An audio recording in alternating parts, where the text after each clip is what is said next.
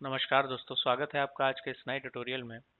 आपने आज के इस वीडियो में जैसा कि अपने स्क्रीन पर बना हुआ ये कंपोनेंट आप देख रहे हैं, ये एक रिंच है।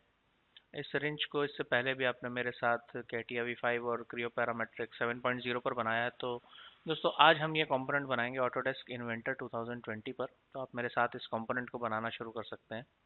तो पहले तो मैं यहाँ से इस फाइल को क्लोज करता हूँ। फाइल को क्लोज करने के बाद दोस्तों ये जो स्क्रीन आप देख रहे हैं ये वो स्क्रीन है जब हम ऑटोडेस्क इन्वेंटर के आइकन पर डबल क्लिक करते हैं तो सबसे पहले हमारे सामने आती है। यहाँ से आगे बढ़ते हुए हम न्यू पर क्लिक करेंगे एक नई फाइल ओपन करने के लिए।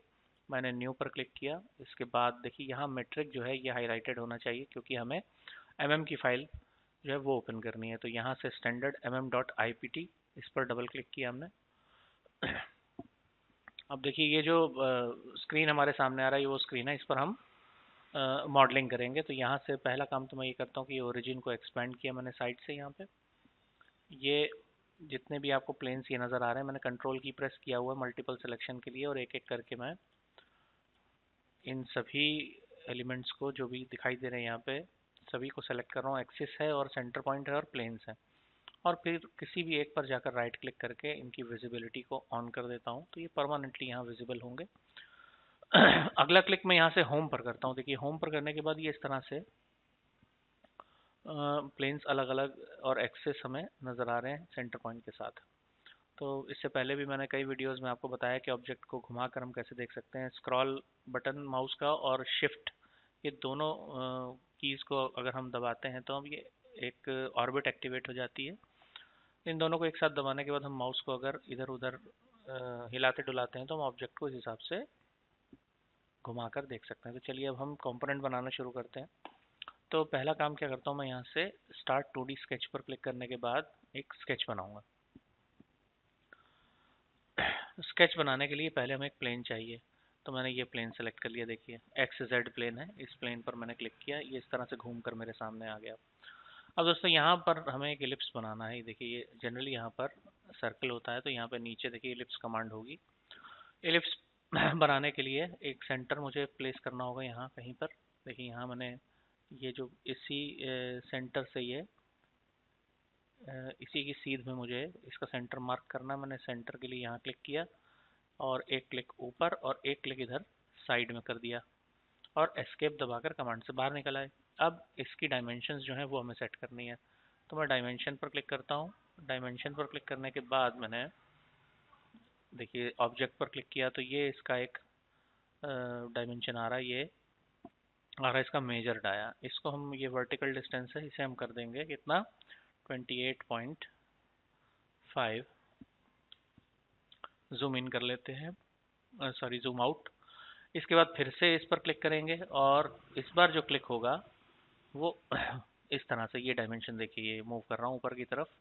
तो ये इस बार इसका जो माइनर एक्सिस है या फिर जो माइनर रेडियस है वो हम इनपुट करेंगे। वो हो जाएगी यहाँ से 26 mm। 26 टाइप करके एंटर प्रेस किया और एस्केप दबाकर कमांड से बाहर निकले।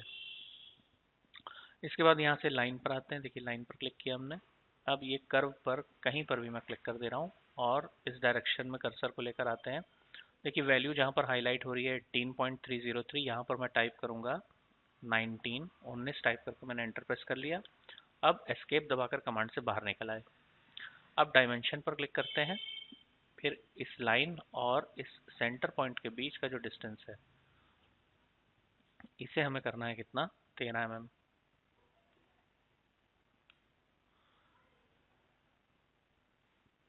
और ये देखिए इसका सेंटर जो है नीचे आ गया। हम डायमेंशन पर क्लिक करते हैं। अब इस सेंटर और इस सेंटर के बीच का जो ये डिस्टेंस नज़र आ रहा है हमें, देखिए ये 1.845, इसे हम कर देंगे 0। तो ये वापस अपनी पहले वाली पोजीशन में चला जाएगा। यानी कि ये सेंटर से ही ये कंसाइड होकर ये जो है सेंटर इसी लाइन पर सीध में बिल्कुल आना चाहिए। अब हम यहाँ से क्या करेंगे, अगला जो स्टेप है हमारा, हम ऑफसेट करेंगे। ऑफसेट पर मैंने क्लिक किया, फिर इसके बाद इस लाइन पर क्लिक किया, डायरेक्शन नीचे की तरफ लेकर आते हैं। बॉक्स में वैल्यू हम टाइप करके देंगे कितनी 26। इसके बाद यहाँ से आर्क पर क्लिक किया, फिर 3 पॉइंट आर्क का ऑप्शन लिया। अब एक क्लिक ऊपर और एक क्लिक यहाँ नीचे, बॉक्स में रेडियस की वैल्यू देंगे 16 और एंटर प्रेस करेंगे। एस्केप दबाकर बाहर निकलेंगे। अब ट्रिम पर क्लिक किया, ये हिस्सा ट्रिम कर दिया। एस्केप दबाया, कमांड से बाहर निकल आए। अब अगला स्टेप क्या है दोस्तों हमारे लिए कि डायमेंशन पर जाते हैं। इस सेंटर और इस सेंटर के बीच का जो ये डिस्टेंस है, इसे टाइप करके कर देंगे हम 100। ये देखिए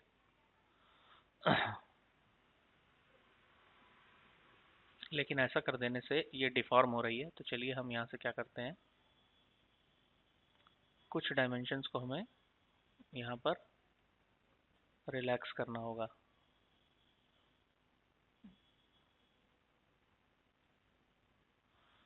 कंट्रोल Z, मैं स्टेप वापस ले रहा हूँ, एक स्टेप और पीछे जा रहा हूँ, हम वापस इस पोजीशन में आ गए। अब हम करते क्या है कि यहाँ से एक लाइन बना लेते हैं रेफरेंस के लिए। ये देखिए यहाँ क्लिक किया, इसके बाद इस डायरेक्शन में आकर वैल्यू दे देंगे हम 100 और एंटर प्रेस किया, तो देखिए ये लाइन जो है बन जाती है ये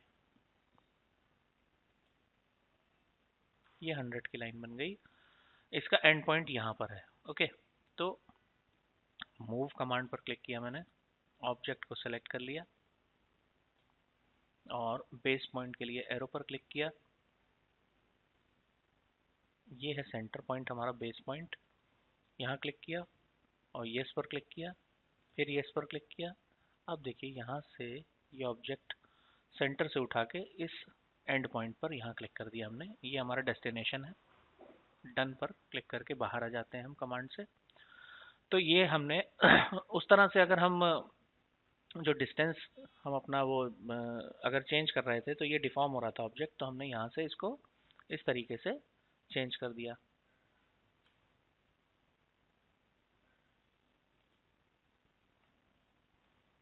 इस लाइन को भी हमने सेलेक्ट करके डिलीट कर दिया। इस डायमेंशन को भी हम यहाँ से डिलीट कर देते हैं। अब एक बार मेजरमेंट फिर से ले लेते हैं। देखिए 100 आ गया। ओके, अब इसके बाद हमें क्या करना है कि एक रेफरेंस लाइन हम बना रहे हैं यहाँ पर। चाहे तो यहाँ से हम शुरुआत ही रेफरेंस लाइन एक 100 की बनाने के बाद ही कर सकते हैं, तो हमें ये झंझट नहीं करना पड़ेगा। तो शुरुआत में मैं ऐसा करना भूल गया था, तो बाद में मुझे इस ऑब्जेक्ट को डिस्प्लेस करना पड़ा। अब जो है यहाँ से आगे बढ़ते हैं हम। ये हमने एक लाइन बना दी है रेफरेंस के लिए। यहाँ से अब मैं मिरर पर क्लिक करूँगा। देखिए मिरर कमांड ये है। ये जो एरो बना है सेलेक्ट के बगल में, इस पर क्लिक किया, जैसे ही एक कर्सर के साथ प्लस का साइन आता है, ये सिलेक्शन के लिए विंडो बनने लगती है। ये मैंने सेलेक्ट कर लिया पूरे ऑब्जेक्ट को। अब यहाँ से मिरर लाइन, इस एरो पर क्लिक किया।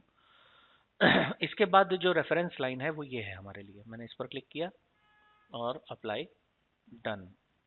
ओके, एस्केप दबाकर कमांड से बाहर निकल आए। इस लाइन को सेलेक्ट करने के बाद डिलीट कर दिया। अब देखिए हमें करना क्या है, अगला स्टेप हमारा क्या है कि हम इस ऑब्जेक्ट को स्केल करेंगे। देखिए यहाँ से स्केल कमांड को सेलेक्ट किया, ऑब्जेक्ट को सेलेक्ट किया, बेस पॉइंट वाले एरो पर क्लिक किया, ये जो सेंटर आपको नजर आ रहा है इस पर क्लिक किया हमने। अब ये जो यहाँ पर स्केल फैक्टर वाला बॉक्स जो हाईलाइटेड है, इसमें वैल्यू हमें जो देनी है वो देंगे हम 0.8, यानी कि इस ऑब्जेक्ट का जो इनिशियल, यानी कि ये जो पहले वाला साइज था, इसमें 20% का रिडक्शन हो जाता है 0.8 की वैल्यू देने पर। और यहाँ से डन पर क्लिक करके हम कमांड से बाहर निकल आएंगे। ये हमने इसलिए किया है क्योंकि रेंच में जो दो एंड होते हैं उसमें जो ओपनिंग्स होती हैं वो अलग अलग साइज की होती हैं। तो ये जो ओपनिंग है जो आप देख रहे हैं ये अलग अलग साइज की होती हैं रेंच में, इस वजह से हमने इसको स्केल करके 20% रिड्यूस कर दिया। अब चलिए आगे बढ़ते हैं। इसके आगे ये जो लाइन वाइन यहाँ पे हमें नजर आ रही है इसे डिलीट कर देते हैं। अब इसके आगे हमें करना क्या है कि हम इन दोनों ऑब्जेक्ट्स को रोटेट करेंगे। मैंने रोटेट पर क्लिक किया, ये देखिए यहाँ सेलेक्ट,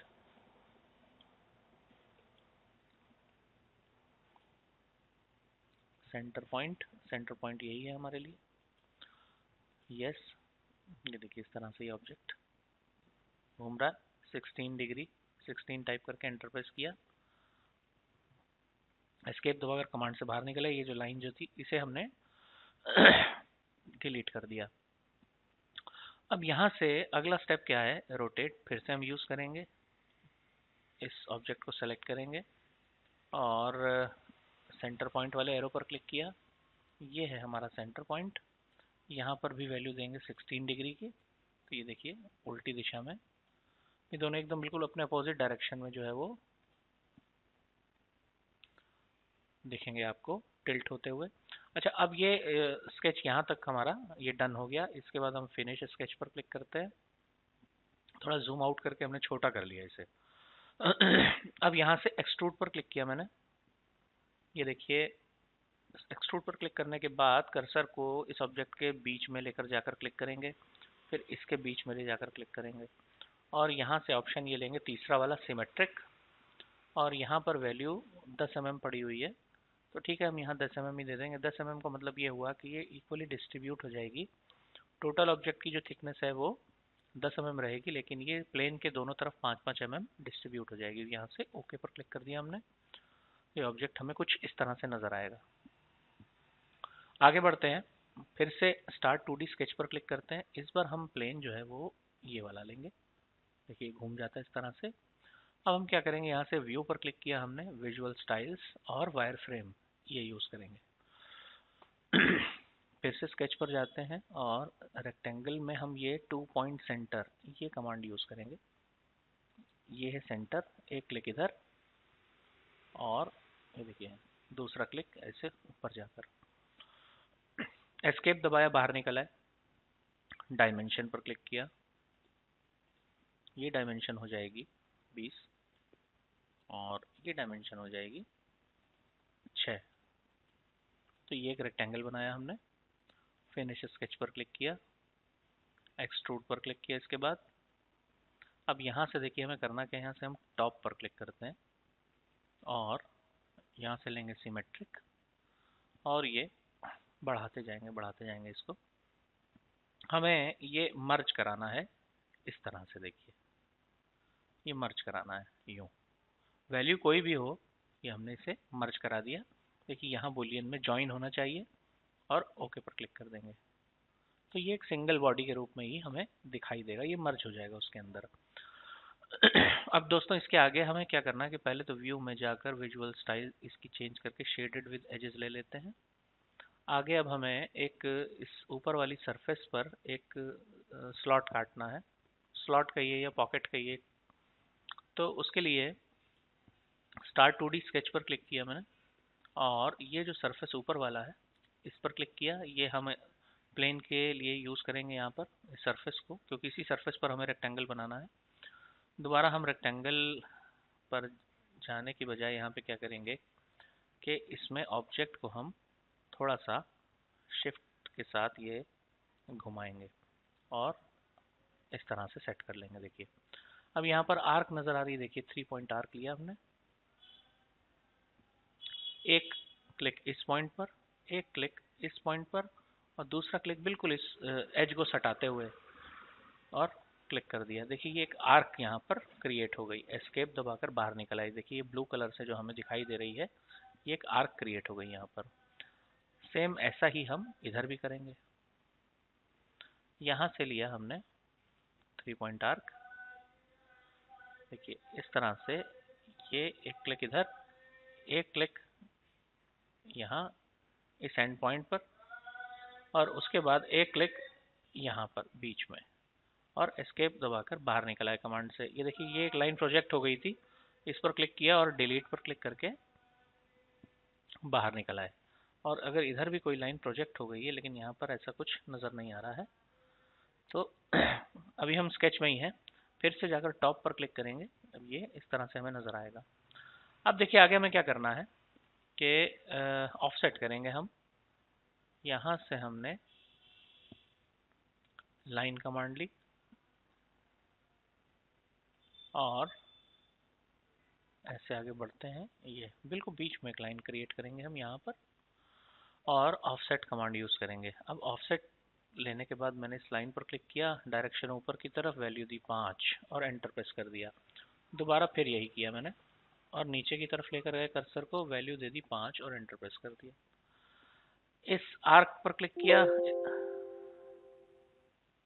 ओके, ये मैसेज आ रहा है। तो अब हम क्या करेंगे कि ये जो आर्क है इस पर क्लिक करते हैं।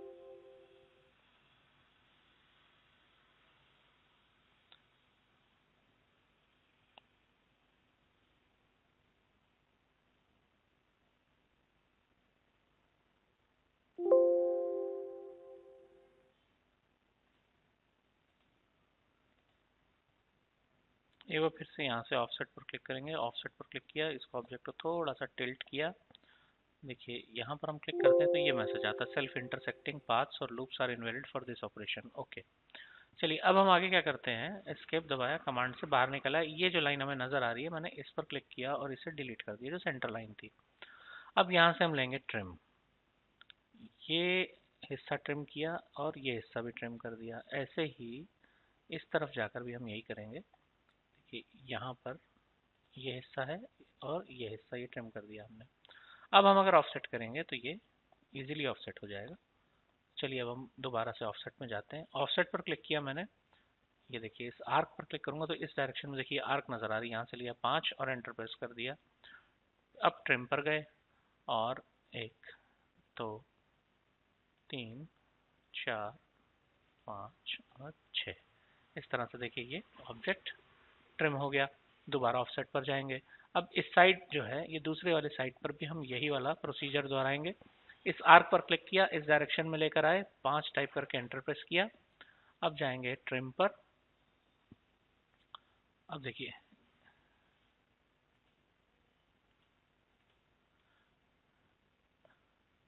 ओके, अब ये जितनी भी अनवांटेड एंटिटीज हमें नजर आ रही हैं, जैसे ये है, और देखिए केवल यही इतना ही हमें पोर्शन चाहिए। इसके अलावा जितना भी हमें दिखाई दे रहा है, अगर इसमें बना हुआ रह गया है तो वो आगे हमें कमांड में बढ़ने नहीं देगा, तो इसे हमें डिलीट करना होगा। तो ये देखिए जैसे कि लाइन है, इसे भी मैंने डिलीट कर दिया। चाहे तो आप वायर फ्रेम में जाकर इसे एक बार फिर से चेक कर सकते हैं। व्यू में जाकर हम वायर फ्रेम ले लेते हैं, तो यहाँ से हमें देखिए, ये लाइन रह गई थी, वायर फ्रेम में जाने पर हमें दिख गई। तो बेहतर यही होगा कि वायर फ्रेम में जाने के बाद ही हम इस प्रोफाइल को बनाएं। तो चलिए ये यहाँ से स्केच जो है ये हमारा डन हो जाता है। और व्यू में जाकर विजुअल स्टाइल हम जो है वो शेडेड विद एजेस ले लेते हैं दोबारा से। फिनिश स्केच पर क्लिक करके हम बाहर निकल आते हैं। यहाँ से हमने दोबारा एक्सट्रूड लिया, ये देखिए प्रोफाइल इस तरफ जा रहा है। अब यहाँ से हम डायरेक्शन कर देंगे चेंज। डायरेक्शन चेंज करने के बाद हम ये देखिए ये कट अपने आप एक्टिवेट हो गया। ये हम लेते हैं 2 और एंटर प्रेस करेंगे। इसके बाद ओके पर क्लिक करेंगे। देखिए ये इस तरह से ये स्लॉट बीच में कट जाएगा। ओके, अब अगला स्टेप क्या है कि हमें इस स्लॉट के जो ये कॉर्नर है, ये वाला कॉर्नर, ये एज को हमें राउंड करना है। तो यहाँ से फिलेट पर क्लिक किया मैंने, वैल्यू यहाँ पे रख दी 2.5 और एंटर प्रेस किया। अब देखिए ये जो कॉर्नर्स हैं इन्हें हमें फिलेट करना है। ये गलत कॉर्नर सेलेक्ट हो गया, कंट्रोल जेड किया मैंने। दोबारा जाएंगे फिलेट पर। तो जब भी आप फिलेट करें तो सिलेक्शन पर बहुत अच्छे से ध्यान दें, क्योंकि जूम यूज़ कर लेना। अगर हम जूम इन कर लेते हैं तो ज़्यादा अच्छा रहेगा हमारे लिए, क्योंकि सिलेक्शन आसान हो जाएगा। देखिए तो इस तरह से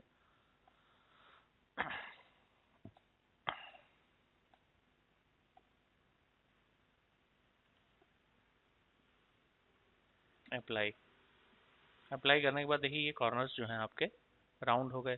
अब अगली वैल्यू हम देंगे 15 यहाँ पर, और इस बार ये कॉर्नर है हमारे लिए।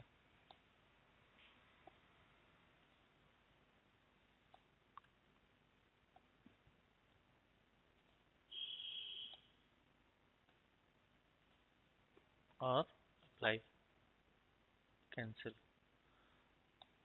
इतना करने के बाद हम क्या करेंगे कि जो हमने ये स्लॉट और इसके कॉर्नर्स को राउंड किया था, नहीं एक्सट्रूजन 3 और फिलेट 1, ये दोनों फीचर्स को हम मिरर करेंगे नीचे की तरफ, मतलब कि दूसरे साइड पर भी हमें ये बनाना है तो हम नीचे की तरफ मिरर कर लेंगे इसे।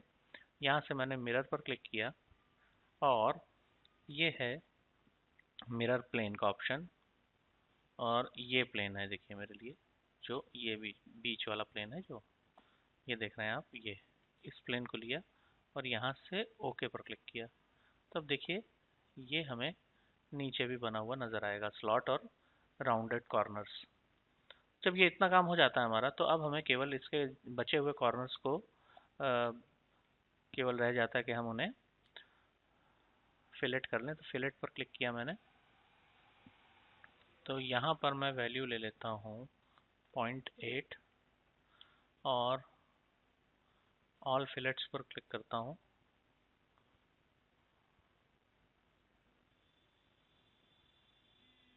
और अप्लाई पर क्लिक कर दे रहा हूँ।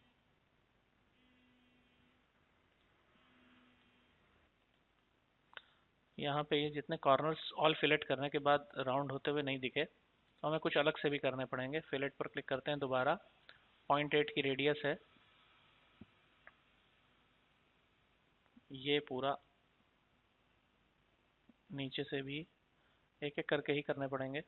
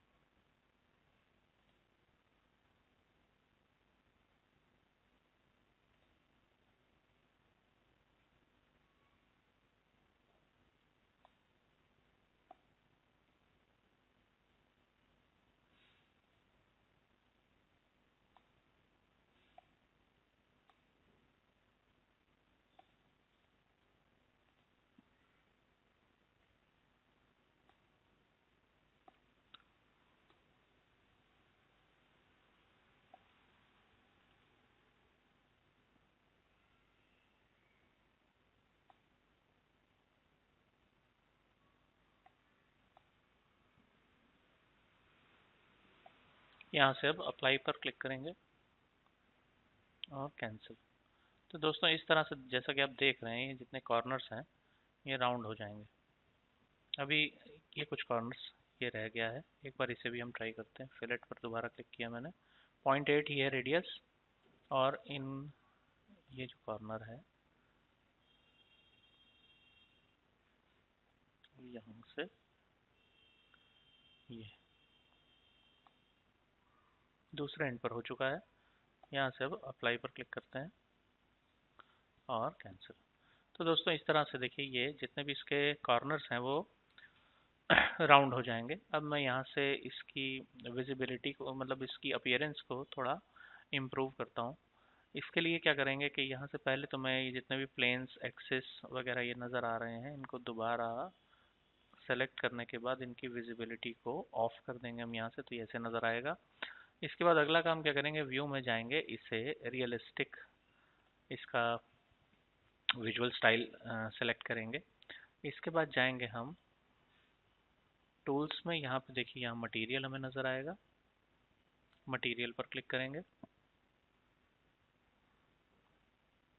ये मटेरियल जब भी हम यूज़ करते हैं तो सिस्टम थोड़ा हैवी चलने लगता है। यहाँ से अब हम सर्च करेंगे। जनरली ये जो रेंच होता है ये कास्ट आयरन का ही बना होता है, तो कास्ट आयरन यहाँ से लेंगे।